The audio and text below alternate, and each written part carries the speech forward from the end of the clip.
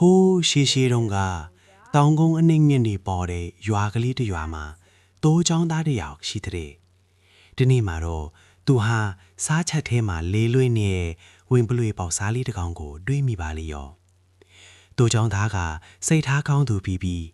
ဒီကောင်လေးကိုငါ့အိမ်မှာခွေးတွေနဲ့တူမွေးထားရင်ကြီးလာတဲ့အခါ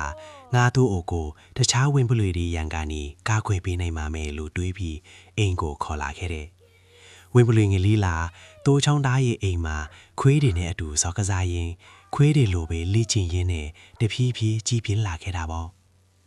ဝင်ပလွေကြီးဖြစ်လာတဲ့အခါမှာတော့သူဟာတကယ်ပဲစွမ်းဆောင်ရည်ရှိပုံရတယ်တခြားသောတဲ့ကဝင်ပလွေတွေတိုးလာခိုးတဲ့အခါတိုင်းသူဟာအိမ်ကခွေးတွေနဲ့အတူအားတဲ့တရောလိုက်လံဖန်ဆီးလေးရှိတယ်တခါတည်းရန်ခွေးတွေကမောလိုလက်လျှော်ပြန်လာကြပေမဲ့ဒီဝင်ပလွေကတော့ဇွဲကောင်းကောင်းနဲ့ရှေ့ကိုဆက်လိုက်သွားထက်တာပေါ့ဒါပေမဲ့တိုးချောင်းသားမတီးတာတခုရှိတယ်အဲ့ဒါကတော့ဝင်ပလွေဟာတခြားဝင်ပလွေတွေကိုလိုက်ဖမ်းတာဟာသိုးတွေကိုကယ်တင်ဖို့မဟုတ်ပဲခိုးယူသွားတဲ့ဝင်ပလွေတွေစီကနေ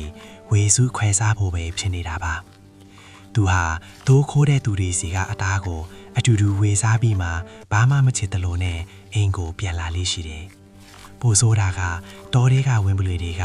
ရက်တော်တော်ကြအောင်တိုးလာမခိုးဘူးဆိုရင်သူကိုယ်တိုင်ပဲတိုးတကောင်ကိုခိုးတတ်ပြီးအိမ်ကားခွေးတွေကိုပါဝေစုပေးကမြင်းရည်ရှက်ရည်စားတောက်တက်လာတာပေါ့ကာလအတန်ကြာလာတဲ့အခါမှာတော့တိုးချောင်းသားဟာသူ့ရဲ့တိုးတွေတကောင်ပြီးသူတော်ရော့သွားတာကိုတတိထားမိလာတယ်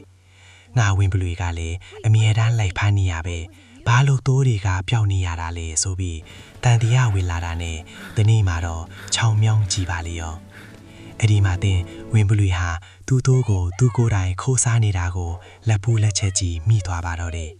တိုးချောင်းသားဟာဒေါ်ဒါထွတ်လွန်းလို့ဝင်ပလွေကိုချက်ချင်းဖမ်းဆီးပြီးအနီးနားကတစ်ပင်ကပင်မှာကြိုးခွင်းစော်ကဆွဲချတက်ပစ်လိုက်ပါတော့တယ်